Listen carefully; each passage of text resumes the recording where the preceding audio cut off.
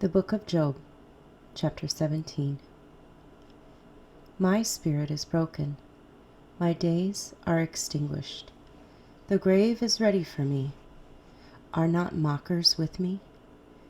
And does not my eye dwell on their provocation? Now, put down a pledge for me with yourself. Who is he who will shake hands with me? If you have hidden their heart from understanding, therefore you will not exalt them. He who speaks flattery to his friends, even the eyes of his children will fail. But he has made me a byword of the people, and I have become one in whose face men spit.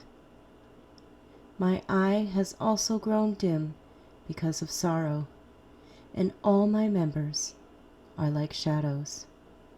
Upright men are astonished at this, and the innocent stirs himself up against the hypocrite.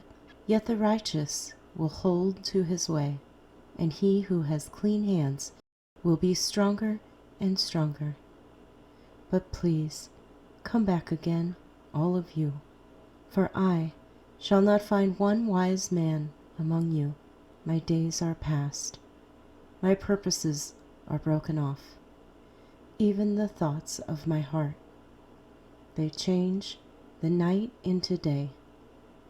The light is near, they say, in the face of darkness. If I wait for the grave as my house, if I make my bed in the darkness, if I say to corruption, you are my father, and to the worm, you are my mother and my sister, where then is my hope? As for my hope, who can see it? Will they go down to the gates of Sheol? Shall we have rest together in the dust? Job chapter 18. Then Bildad the Shuhite answered and said, How long do you put an end to words? Gain understanding, and afterward we will speak. Why are we counted as beasts and regarded as stupid in your sight? You who tear yourself in anger, shall the earth be forsaken for you? Or shall the rock be removed from its place? The light of the wicked indeed goes out, and the flame of its fire does not shine. The light is dark in his tent, and his lamp beside him is put out. The steps of his strength are shortened, and his own counsel casts him down. For he is cast into a net by his own feet, and he walks into a snare. The net takes him by the heel, and a snare lays hold of him.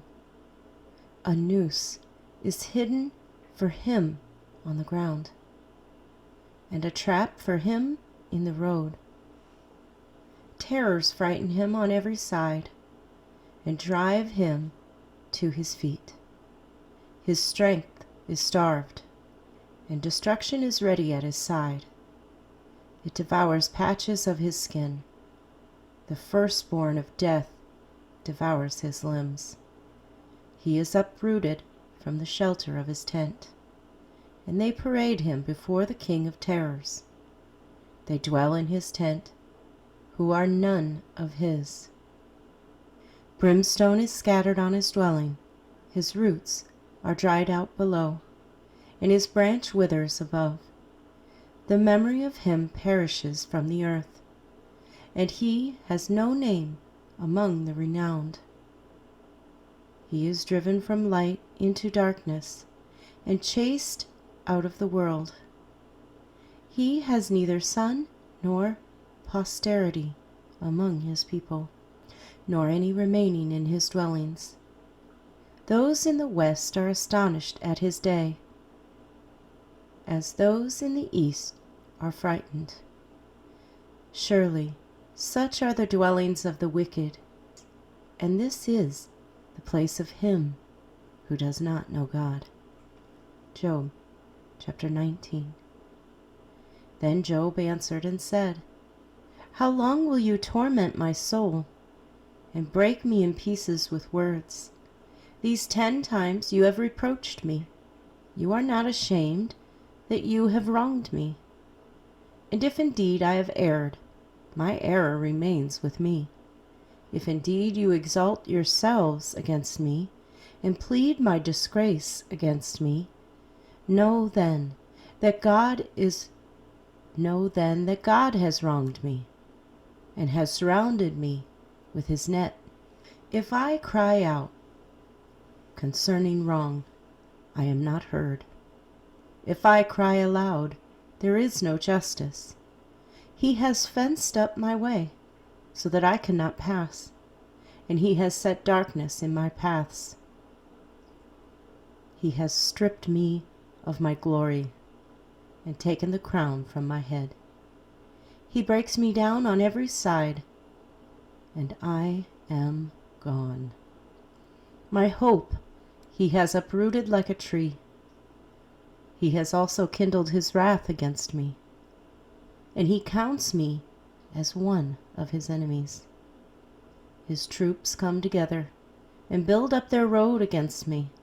They encamp all around my tent. He has removed my brothers far from me, and my acquaintances are completely estranged from me.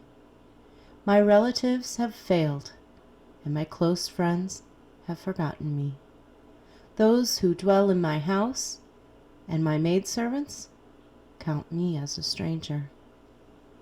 I am an alien in their sight. I call my servant, but he gives no answer.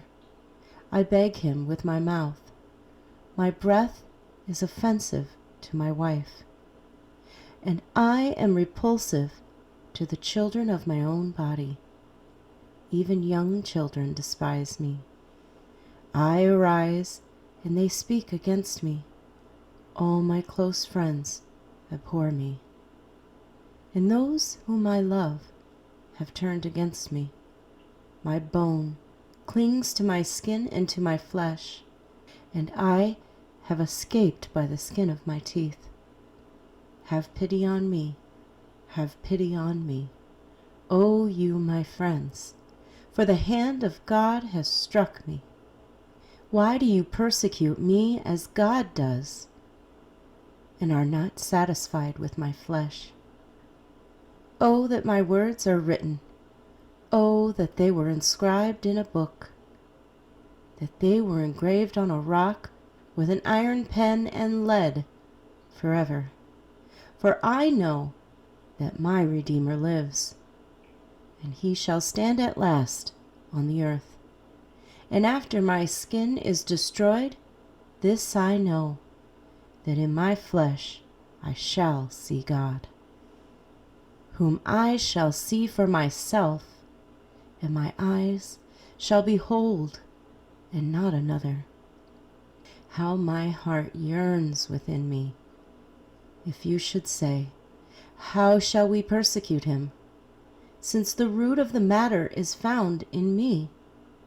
Be afraid of the sword for yourselves, for wrath brings the punishment of the sword, that you may know there is a judgment. Job chapter 20. Then Zophar the Naamathite answered and said, Therefore my anxious thoughts make me answer, because of the turmoil within me. I have heard the rebuke that reproaches me, and the spirit of my understanding causes me to answer. Do you not know this of old?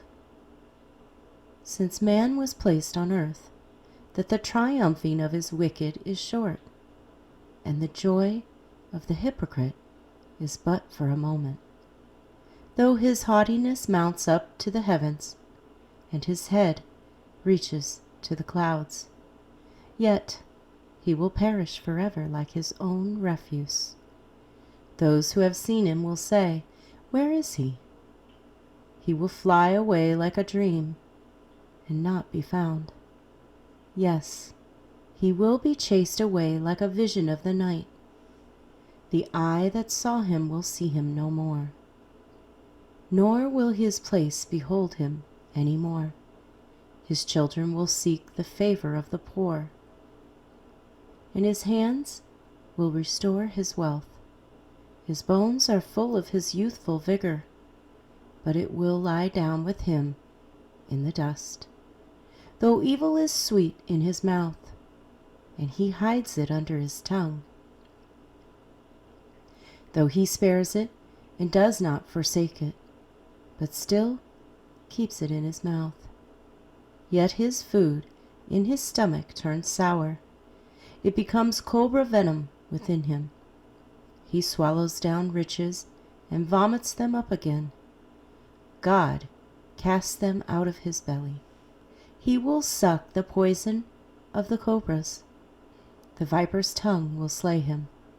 He will not see the streams, the rivers flowing with honey and cream. He will restore that for which he labored. He will not swallow it down.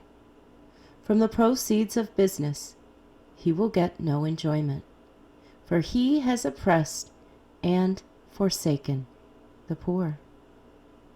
He has violently seized a house which he did not build. Because he knows no quietness in his heart, he will not save anything he desires. Nothing is left for him to eat.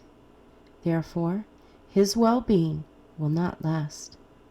In his self-sufficiency, he will be in distress. Every hand of misery will come against him when he is about to fill his stomach. God will cast on him the fury of his wrath, and will rain it on him while he is eating. He will flee from the iron weapon. A bronze bow will pierce him through. It is drawn and comes out of the body. Yes, the glittering point comes out of his gall. Terrors come upon him. Total darkness is reserved for his treasures. An unfanned fire will consume him. It shall go ill with him who is left in his tent. The heavens will reveal his iniquity, and the earth will rise up against him. The increase of his house will depart, and his goods will flow away in the day of his wrath. This is the portion from God for a wicked man, the heritage appointed to him by God.